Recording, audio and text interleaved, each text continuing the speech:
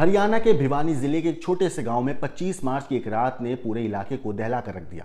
क्या आपने कभी सोचा है कि एक पत्नी अपने पति को सिर्फ एक वीडियो के लिए धोखा दे सकती है, या फिर एक आशिक महज इंस्टाग्राम की एक मुलाकात से किसी की जान ले सकता है।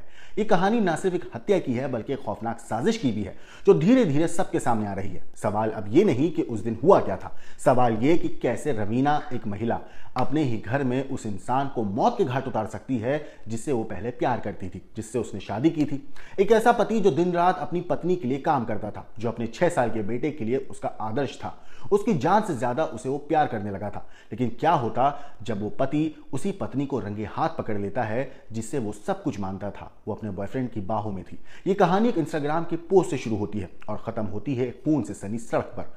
रवीना और उसके यूट्यूबर प्रेमी सुरेश की मुलाकात किसी वीडियो शूट के दौरान हुई थी। एक साधारण सा मिलन जो आगे चलकर एक भयानक साजिश का रूप ले लेता है। क्या सच में वीडियो के लिए किए गए हर एक कदम में उन्हें इस राह पर धकेल दिया, या फिर ये हत्या की एक गहरी साजिश थी?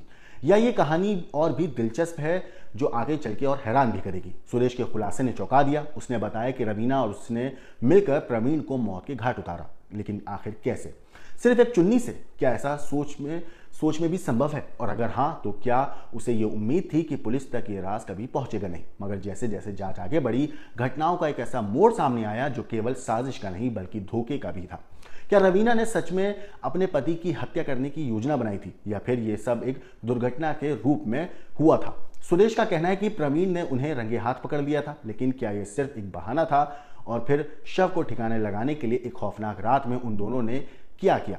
लेकिन क्या कहानी यहीं खत्म नहीं होती? नहीं, एक सीसीटीवी भी है। एक सीसीटीवी कैमरे ने वो राज खोला जो कोई सोच भी नहीं सकता था। एक संदिग्ध बाइक दिखी, एक हेलमेट पहने हुए आदमी और पीछे बैठी रवीना, जिनके बीच में एक ठंडा पड़ा शरीर था। क्या यही वो क्षण था जब रवीना ने अपने पति की हत्या के बाद उस लाश को ड्रेन में फेंक दिया, या फिर 2 घंटे बाद वो उसी बाइक पर वापस घर लौट आई, इस बार बिना लाश के? अब जब ये राज खुल चुका है तो क्या रवीना और उसके प्रेमी सुरेश को सजा मिलेगी? क्या उस मासूम बेटे मुकुल को भी अपने पिता का प्यार वापस मिलेगा? या क्या उस इलाके में जहां एक वक्त तक ये परिवार खुशहाल था, अब वहां फिर कभी भी पहले जैसा वो परिवार रह पाएगा? ये कहानी है साजिश की, विश्वासघात की और एक हत्या की, जो अपने पीछे कई सवाल छोड़ गई है। क्या रवीना को कभी अपने गलती का एहसास होगा? और क्या पुलिस इन सभी राजों को एक एक करके उजागर करेगी? ये तो वक्त बताएगा, लेकिन वीडियो को आखिर तक जरूर देखिएगा, क्योंकि कहानी आपको हैरान कर देगी। ये कहानी मेरठ के सौरभ और मुस्कान कांड से भी ज्यादा भयानक है। नमस्कार दोस्तों, मेरा नाम है मोहम्मद हासिम और आप देख रहे हैं क्राइम तक। भिवानी में एक चौंकाने वाली घटना सामने आई, जहां एक महिला ने अपने यूट्यूबर प्रेमी के साथ मिलकर अपने पति की हत्या कर दी। जैसे जैसे जांच आगे बढ़ रही है, रवीना और उसके आशिक सुरेश की साजिश की पूरी कहानी सामने आ रही है। पुलिस पूछताछ में सुरेश ने कई अहम खुलासे किए हैं। उसने बताया कि रवीना से उसकी पहली मुलाकात इंस्टाग्राम पे हुई थी। इसके बाद दोनों ने मिलकर वीडियो बनाने शुरू किए। ये सिलसिला करीब 1.5 साल तक चलता रहा, लेकिन रवीना के पति प्रवीण को कुछ वक्त बाद इस बारे में पता चल गया। हत्या वाले दिन प्रवीण ने रंगे हाथों दोनों को उसके ही घर पर पकड़ लिया था। फिर रवीना और सुरेश के पास प्रवीण को मारने के अलावा कोई और रास्ता नहीं बचा था। सुरेश ने बताया कि दोनों ने पहले दुपट्टे से प्रवीण का गला घोटा, क्योंकि हत्या दिन में की गई थी। लाश को ठिकाने लगाने के लिए उन्होंने रात तक का इंतजार किया। फिर प्रवीण की लाश को बाइक पर बिठाया, 6 किलोमीटर दूर दिनोद रोड के ड्रेन में फेंक दिया। प्रवीण की लाश मिलने के बाद उसके परिवार को यकीन नहीं हो रहा था कि वो वहां पर क्या गया था। बहरहाल घर वालों ने दिनोद रोड के पास लगे सीसीटीवी कैमरों की जांच शुरू की, जिसमें एक संदिग्ध व्यक्ति हेलमेट पहने बाइक पर जाता हुआ दिखा। इसके पीछे रवीना भी बैठी थी और बीच में प्रवीण का शव था। कुछ घंटे के बाद वही बाइक बिना प्रवीण के वापस घर लौट आई थी। प्रवीण जो गुजरों की ढाणी के रहने वाले थे, उनकी शादी रवीना से हुई थी। उनका एक बेटा भी है जिसका नाम मुकुल है।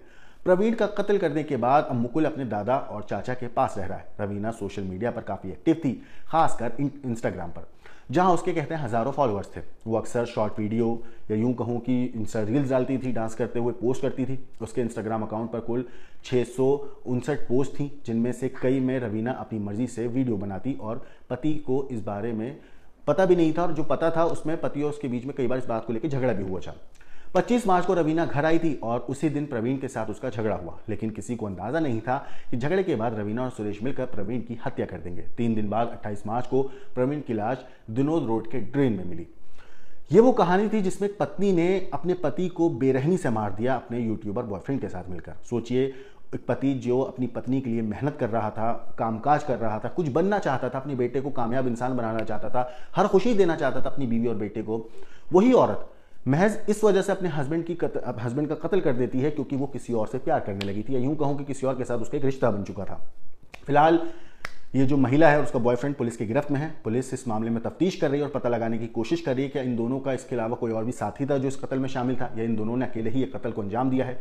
इस स्टोरी पे जो भी अपडेट आएगी वो हम आपको जरूर बताएंगे, लेकिन इस खूनी बॉयफ्रेंड की कहानी और उसकी पत्नी के साथ मिलकर पति का जो कत्ल किया है, जैसा कि मेरठ के केस में मुस्कान और साहिल ने मिलकर सौरभ को मारा था, ठीक उसी तरह मगर उससे भी ज्यादा भयानक तरीके से इन लोगों ने कत्ल किया है। तो इस पूरी स्टोरी के ऊपर आपकी जो कुछ राय